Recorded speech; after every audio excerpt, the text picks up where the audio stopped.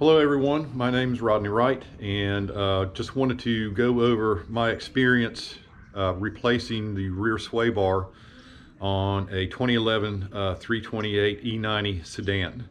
I'm getting the car prepped for autocross this year, putting in new dampers, brake pads, and sway bars, a couple other small items. I'm leaving my springs since this is a sports package suspension car. I like the ride height and everything else, and this will be a 90% daily driver and a 10% autocross car, so I don't want to beat myself up. But anyway, I've seen a few videos on YouTube. They just kind of hit and miss on what has to go on. And in this video, unfortunately, I'm not going to be doing a lot of bolting and unbolting, but I did want to give you just a quick rundown of what's going to go on.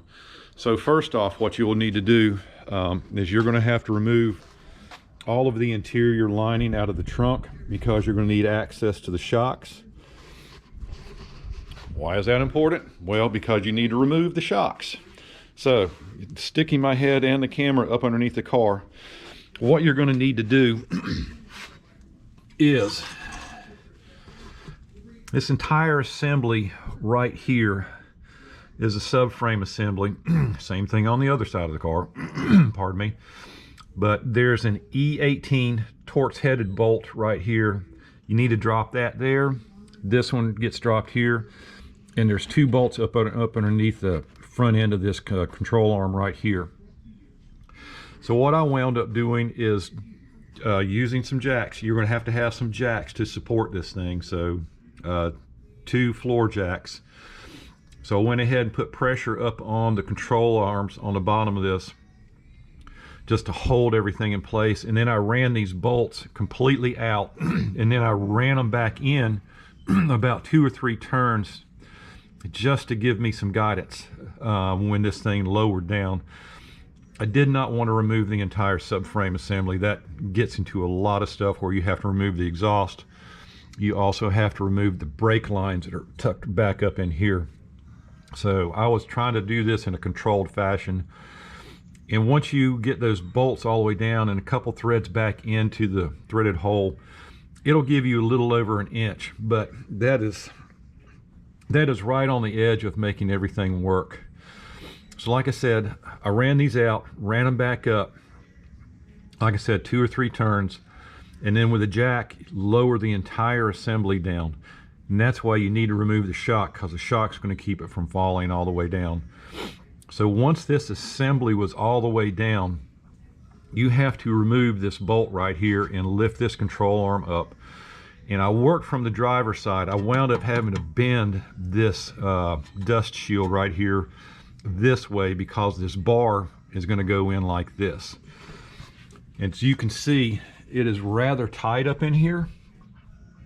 So that's why you need to drop it to get access not only to the bolts up there holding the rubber bushings in place for the sway bar, but since the sway bar has got some bends and curves in it, that's you got to do some snaking and pushing.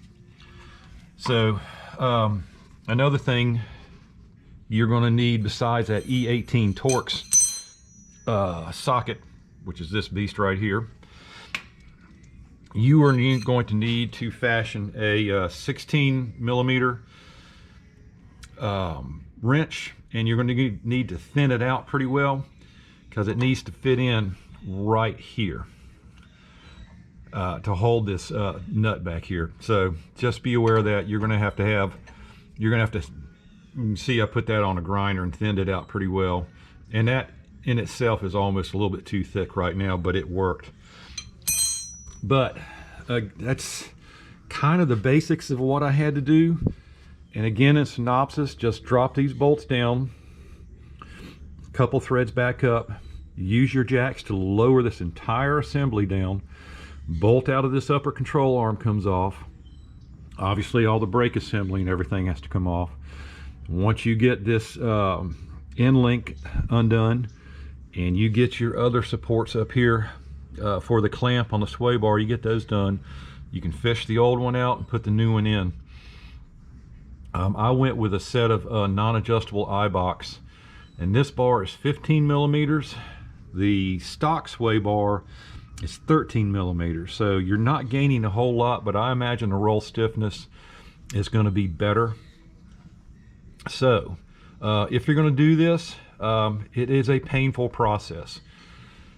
Just be aware it is going to take you multiple hours and a lot of cussing, so just be aware of what's going on. But again, it's doable. If you want the car to respond a little bit better, if you do an autocross or any kind of sports driving, any kind of aggressive driving, you know, from track, autocross, whatever you like to do, I think the upgrade is worth it. But just be aware, it is not a simple process because you do have to drop the rear subframe. So hope this helps. Again, take your time, make sure you have your tools, and just plan everything out, and you should be good to go. Anyway, have a great one. Bye.